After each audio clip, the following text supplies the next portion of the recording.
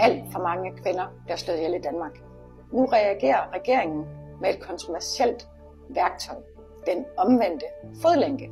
Fra årsskiftet skal den såkaldte omvendte fodlænke kunne bruges i hele landet.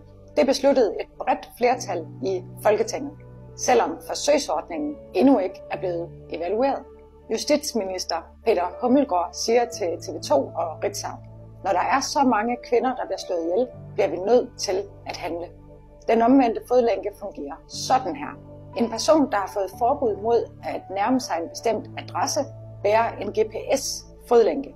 Hvis vedkommende bevæger sig ind i forbudszonen, går der en alarm.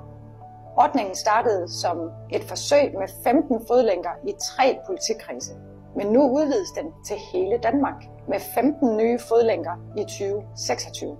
Hummelgaard erkender, at der kan opstå fejl, fordi ordningen endnu ikke er evalueret. Men han siger: "Vi må lære, mens vi asfalterer vejen. Det er vigtigere at handle nu, end at vente."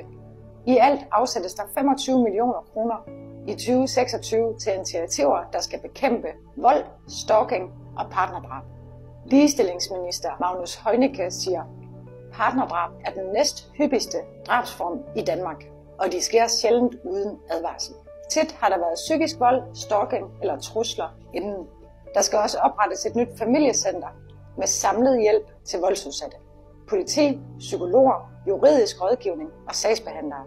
Inspireret af erfaringer fra Luxembourg, Belgien og Island.